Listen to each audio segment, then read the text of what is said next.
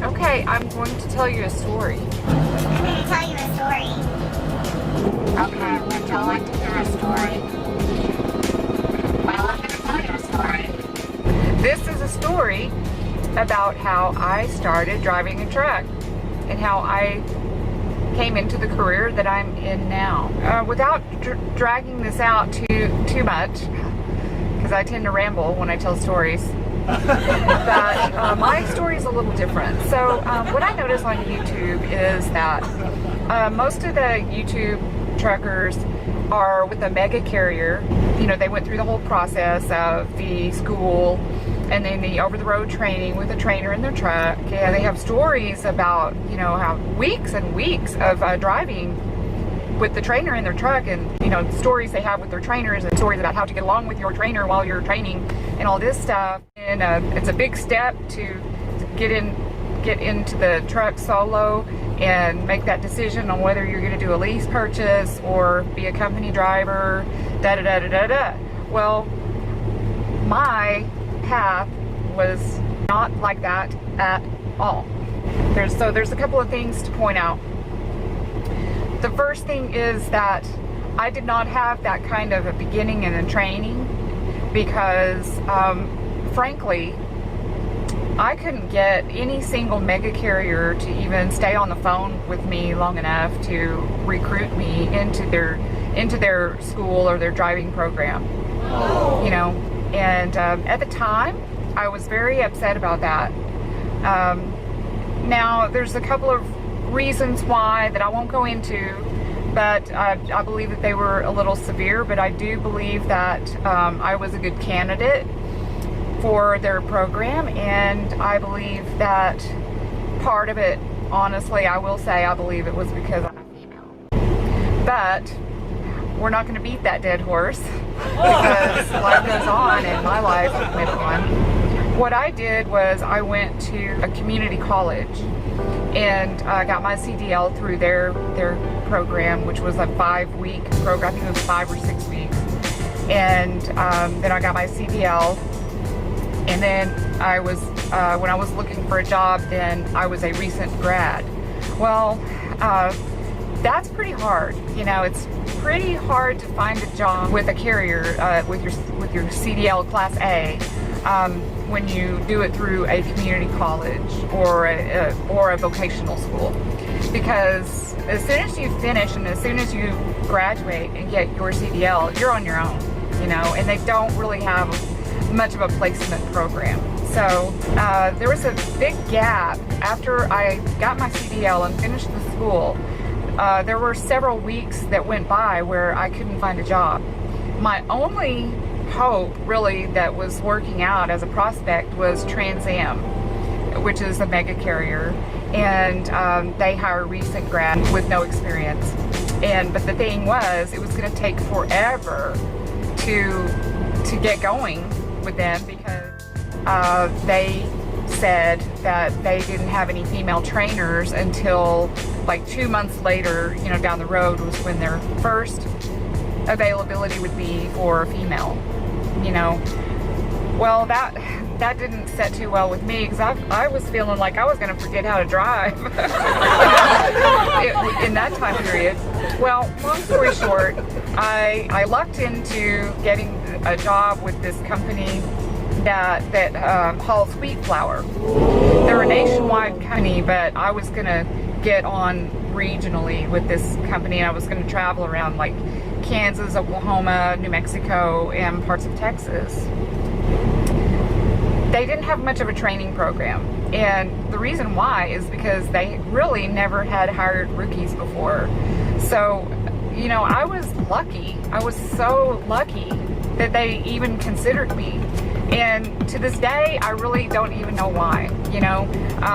I had an interview with the driver manager, and, you know, I think he saw how bad I wanted it. You know, I wanted to have a trucking career so bad I could taste it. And I knew that I would be good at it, but I was nervous, you know. And let me back up a little bit. When I was in school, I will say that I feel like that the instructors there and the other students in the class, which were mostly guys, they did not believe in me at all. I could sense it, you know, I mean, and that's okay, you know, I mean, I wasn't like a natural at it, you know, I mean, I was nervous, you know, and then you have to learn the shifting and the backing and all that, and I felt like I didn't really get a lot of one-on-one instruction, because I felt like they kind of thought, she's not going to make it anyway, so don't even waste your time on her. But because I wanted it so bad, I didn't let any of that bother me, you know, I really didn't. So anyway, fast forward back to where I got on with the company hauling the wheat flour.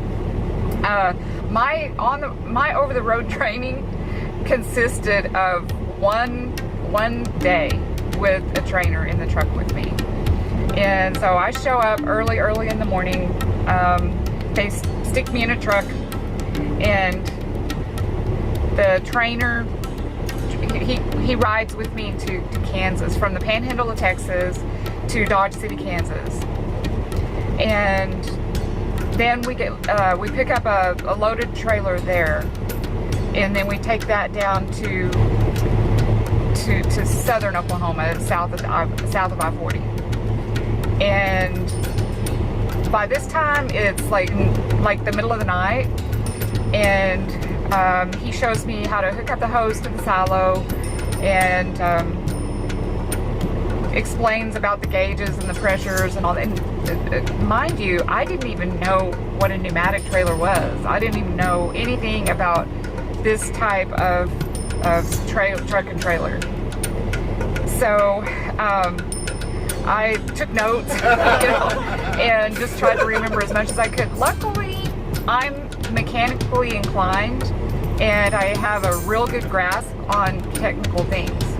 So I kind of understood the instructions, but I didn't really understand what was going on. You know, I didn't understand what was going on with the pressure and how the product gets into the silo. I mean, kind of, sort of. I was like, oh, okay, yeah, that stuff blows from the trailer through that hose into the silo. Got it. But I mean, there's a lot more to it than that, you know. So I mean, you have to have your pressures right. You know, you can clog up really easy. You have to have a really good seal on all of your hatches and your valves and stuff on the trailer. Anyway, so that was my training, and then we go back to Dodge City, and he gets in his truck and he leaves, and he's out of there. And the next day, I was on my own. I was in my own truck. I had my bedding, a few overnight items, and I get my first load, and I'm gonna do it by myself. That was it. And I tell you what, it was scary. You know what, I didn't know how much I didn't know, and it was sheer will. I think that it was those two things that got me through. One, I didn't know how much I didn't know, and two was my sheer will to do it. And from that point on, for the remainder of the year, it was one Fiasco after another. I am telling you, my rookie year was beyond words. I made so many mistakes. I put a trailer in a ditch. I wound up at the border of Mexico, accidentally, you know, in the middle of the night. I scraped the top of the trailer underneath a loading bin thing where it was too low, and I scraped the tops of the hatches off. Oh my God, I wound up in places that I should not be. I wound up in the dirt parking lot of a trailer park, like a mobile home park. Stuff like that. I mean, I punctured a trailer tire. I could go on and on. Luckily, my driver manager was not patient with me, but he let me stay on, and he taught me a lot. He really did, but it was tough love. I mean, I never cried so much. I cried. There are more incidents that I'm not even telling you, that I may tell you at some time, but this isn't the time. So anyway, that's how my whole first year started, and that's how my training was. I feel that I needed more training, so that's that. But that's nobody's fault. The company, like I said, the company that hired me for the very first time was very gracious, I guess is the word. I'm very thankful and I'm very grateful that they gave me a chance. So how can I sit here and say, they didn't give me enough training? Like I cannot begrudge them for anything because they gave me a chance. Okay, so after that, I did about a year of that, and I got much better through month by month. I stuck with it. I stayed stoic. I really did. I kept a good attitude, and that is one thing that my manager said about me. He said, I'll tell you one thing about Molly. She's not that good of a driver, but that girl never quits. That girl will not quit. And that made me feel really, really good, because I think that's true. I refused to quit. And like I said, he taught me a lot. He made me a good trucker. I also had to learn about electronic logs pretty much all on my own. I didn't even know that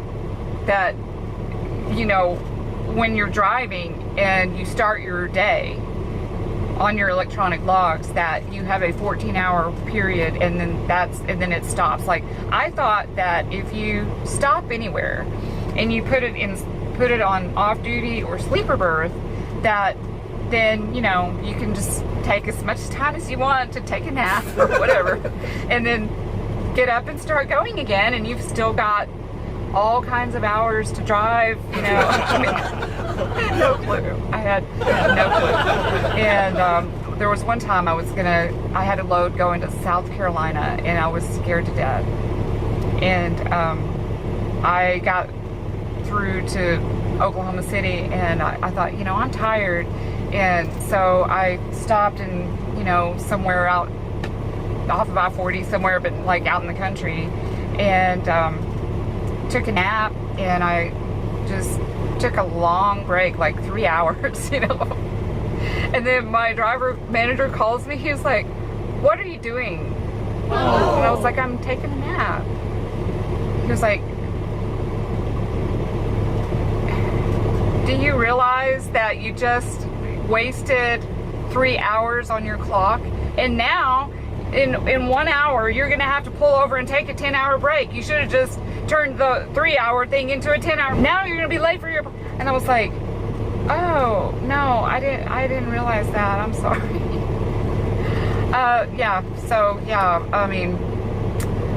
It's embarrassing for me to sit here and tell you how ignorant I was, but, I learned a lot. So, and it taught me humility, and humility isn't such a bad thing.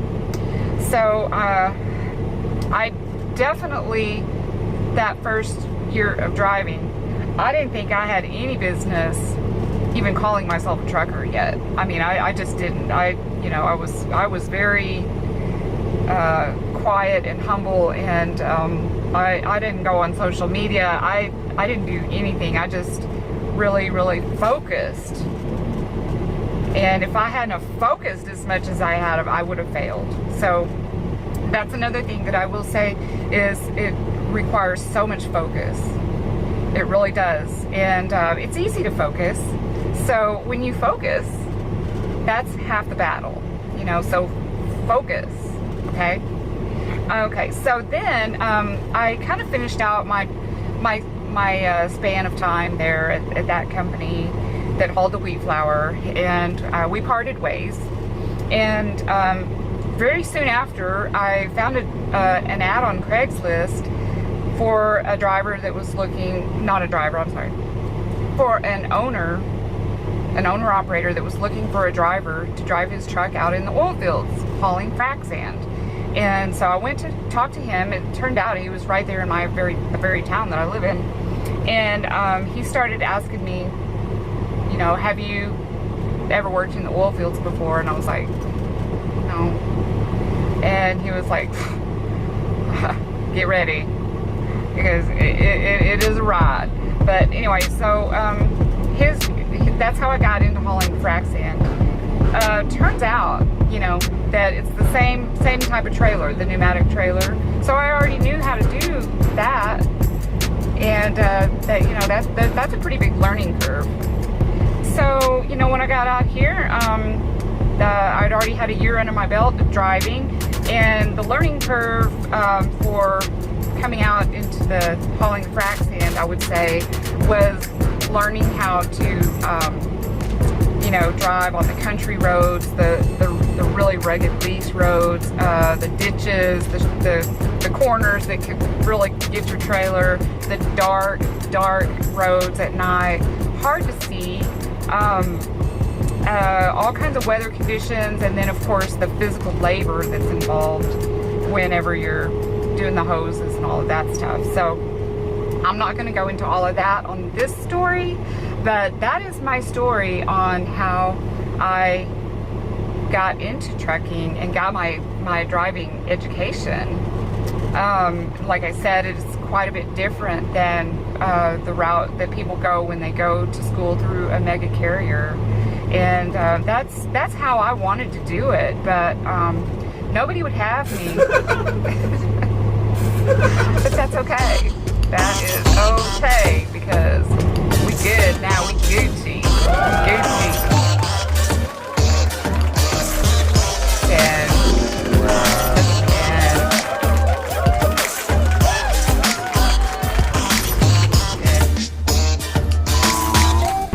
we Gucci.